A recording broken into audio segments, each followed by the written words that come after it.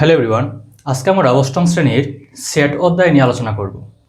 তো সেট অধ্যায় শুরুতে আমরা সেট বলতে কি বোঝায় বা সেটের প্রকারভেদ আজকের ক্লাসে আমরা এই বিষয়গুলো আলোচনা করব। তোমরা শুরুতেই আমি বলে নেই, তোমরা যারা অষ্টম শ্রেণীর গণিত এবং বিজ্ঞানের বিভিন্ন অধ্যায় তোমরা খুব ভালোভাবে বুঝতে চাও, তাহলে তোমরা আমার YouTube channel Apu Dastidar subscribe করে রাখবে। তো আমরা এই সেট অধ্যায়ের শুরুতেই সেট বলতে আসলে কি বোঝায়। আমরা সাধারণত বাসা বাড়িতে আমরা বলি যে সোফা সেট বা ডিনার সেট, বা আমরা বলি যে বইয়ের সেট। এই যে আমরা বলি সেট, এই সেট বলতে কিন্তু আমরা বুঝাই যে সংগ্রহ বা কোনো কিছুর সমাবেশ বা কোনো কিছুর সংগ্রহ, যেমন ডিনার সেট বা বইয়ের সেট। ম্যাথমেটিক্সে সেট বলতে কি বোঝায় সেটা বুঝতে গেলে আমরা এই সংজ্ঞাটা বুঝতে হবে যে সেট বলতে বোঝায় বাস্তব বা চিন্তা জগতের সুসংজ্ঞায়িত বস্তুর সমাবেশ। সুসংজ্ঞায়িত বস্তুর সমাবেশ বা সংগ্রহ, সেটা হচ্ছে সেট। সুসংজ্ঞায়িত বলতে কি বোঝায়? ওয়েল ডিফাইন্ড, মানে একটা সেট ওয়েল ডিফাইন্ড আছে কিনা বা সুসংজ্ঞায়িত করা হয়েছে কিনা এটা মানতে হবে। দ্বিতীয়ত তাকে একটা সংগ্রহ হতে হবে, মানে সুসংজ্ঞায়িত কোনো কিছুর যে সংগ্রহ তাকে আমরা বলি সেট।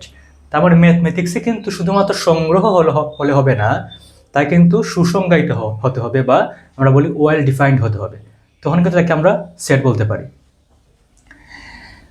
আবার আমরা এরপরে আমরা বিষয়টা যেটা পড়তে হবে যে সেটকে তোমার ইংরেজি বর্ণমালার আমাদের যে ক্যাপিটাল লেটার বা বড় হাতের অক্ষর দ্বারা কিন্তু প্রকাশ করা হয়। যেমন যে কোনো একটা সেট যদি আমরা লিখতে চাই তাহলে কিন্তু তাকে বড় হাতের অক্ষর দ্বারা আমরা প্রকাশ করব। যেমন ক্যাপিটাল এ হতে পারে, অথবা বি, অথবা হতে পারে ক্যাপিটাল এক্স, ওয়াই, অথবা জেড। এরকম ইংরেজি বর্ণমালার বড় হাতের অক্ষর দ্বারা সেটকে প্রকাশ করা হয় যদি আমরা একটা সেটকে লিখি। এরপর সেটের যে বিভিন্ন সদস্য থাকে তাকে বলা হয় সেটের উপাদান। যেমন আমি যদি একটা সেট লিখি এই জায়গাতে, যেমন এ একটা সেটের নাম, তার উপাদান হচ্ছে এ বি সি। এগুলো তো আমি লিখছি ছোটো হাতের, এগুলো সেটের উপাদান। এ বি সি হচ্ছে সেটের উপাদান, আর যে বড় হাতের এ এই সেটের নাম।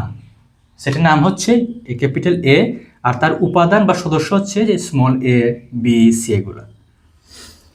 আর উপাদান প্রকাশের যে একটা চিহ্ন আছে, যে একটা চিহ্ন দিয়ে আমরা উপাদান প্রকাশ করতে পারি, সেটা হচ্ছে এইভাবে। এটা হচ্ছে বিলংস টু, একটু ই এর মতো দেখতে, বাট সেটা হচ্ছে বিলংস টু। আমরা বলি তাকে বিলংস টু। যেমন এ বিলংস টু বি, মানে হচ্ছে এ হচ্ছে বি যে সেট তার সদস্য। যদি আমরা এই যে সেটটা আছে, যদি আমরা এর পরিবর্তে তাকে বি লিখি, মনে করেন আমরা লিখলাম বি, বি সমান হচ্ছে বি, সেটের নাম হচ্ছে বি, তার সদস্য হচ্ছে এ বি সি। আমরা বলতে পারি এই যে এখানে এ আছে, এ হচ্ছে বি সেটের সদস্য। এ হচ্ছে বিলংস টু বি, মানে এ হচ্ছে বি সেটের সদস্য, বা এ বিলংস টু বি, আমরা এইভাবে পড়বো। অথবা আমরা পড়তে পারি এইভাবে যে C not belongs to B. আচ্ছা, আমরা যদি এখানে সিটা মুছে দিই, তাহলে আমরা বলতে পারি বির মধ্যে সদস্য হচ্ছে এ এবং বি, সি কিন্তু তার মধ্যে নেই। তার আমরা বলতে পারি C does not belongs to B, মানে বি সেটের মধ্যে সি কোনো সদস্য নেই, অথবা সি বি এর সদস্য নয়। এটা হচ্ছে ডাজ নট বিলংস টু, মানে সে বি সেটের সদস্য নয়। এরকম আমরা যেটা সেট লিখব সেট গঠন পদ্ধতিতে, তখন আমাদের কিন্তু এই যে বিলংস টু বা সাজ দ্যাট এই ধরনের টার্ম আসবে। এরপর যে আমরা সেটটাকে দুইটা পদ্ধতিতে প্রকাশ করতে পারি, তালিকা পদ্ধতি আর তোমার সেট গঠন পদ্ধতি। তো তালিকা পদ্ধতিতে যদি আমরা একটা এক্সাম্পল দেখাই তুমি বুঝতে পারবে। সেট প্রকাশের যে দুইটা পদ্ধতি আছে, তালিকা পদ্ধতি এবং সেট গঠন পদ্ধতি। তো আমরা একটা সেটকেই এই তালিকা পদ্ধতিতে প্রকাশ করব, আবার সেট গঠন পদ্ধতিতেও প্রকাশ করব। এটা হচ্ছে সেট প্রকাশের দুইটা পদ্ধতি। প্রথমত তালিকা পদ্ধতি। যেমন আমি যেটা সেটকে লিখি এইভাবে, এ সমান 7, 14, 21, 28। এইটা হচ্ছে তালিকা পদ্ধতি। তোমরা এখানে সেকেন্ড ব্র্যাকেট দেবে এবং ভিতরে উপাদানের মধ্যে কমা দিয়ে আলাদা করবে। এই যে একটা আমরা সেট লিখলাম, এখানে 7, 14, 21, 28, এটা প্রথমত এটা সংগ্রহ, এবং দ্বিতীয়ত এটা কি ওয়েল ডিফাইন্ড বা সুসংজ্ঞায়িত আছে কিনা এটা বুঝতে গেলে তোমাদের এটা প্যাটার্ন এখান থেকে বের করতে হবে। যে 7, এটা কিন্তু 7-এর গুণিতক, 7 একে 7, 7 দুগুণা 14, 3 7 21, 4 7 28। তার মানে এগুলো কিন্তু 7-এর গুণিতক।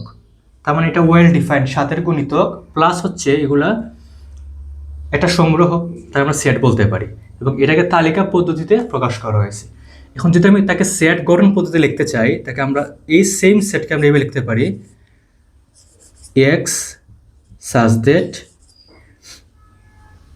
এক্স হচ্ছে 7-এর গুণিতক, 7-এর গুণিতক, কিন্তু 7-এর গুণিতক তো অনেকগুলোই আছে, 4 7 28, 5 7 35, 6 7 42, আমরা এটা কিন্তু চলতেই থাকবে।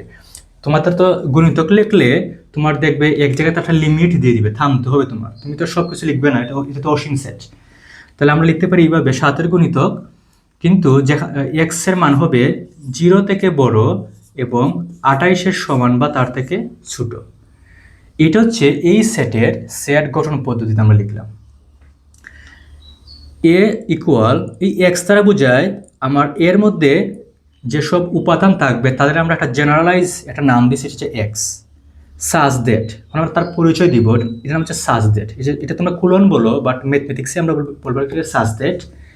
এখন তার পরিচয় দিব, এক্স এর পরিচয় দিব। এক্স হচ্ছে 7-এর গুণিতক, কোনগুলো যেমন 7 একে 7, 7 দুগুণে 14, 3 7 21, 4 7 28, পরে 5 7 35, 6 7 42, এরকম চলতে থাকবে।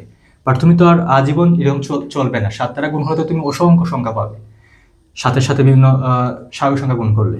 তো আমরা একটা লিমিট দিয়ে দিছি এই জায়গাতে, লিমিটটা হচ্ছে 0 থেকে বড় এবং 28-এর সমান, এই যে নিচে একটা টান দাগ আছে, এটা হচ্ছে সমান বা তার থেকে ছোট, যে লেস দেন অর ইকুয়াল, 28-এর সমান বা তার থেকে ছোট। আমরা কিন্তু 28 যেহেতু সমান আছে, আমরা 28 লিখতে পারবো।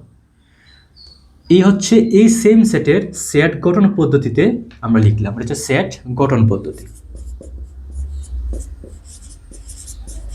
সেট গঠন পদ্ধতি। এইভাবে আমরা একটা যে কোনো একটা সেটকে তালিকা পদ্ধতি অথবা সেট গঠন পদ্ধতিতে এভাবে লিখতে পারবো। তো আশা করি তোমরা আজকের লেকচারটা খুব ভালোভাবে বুঝতে পেরেছো। সবাইকে অনেক ধন্যবাদ আজকের কাজটা করার জন্য।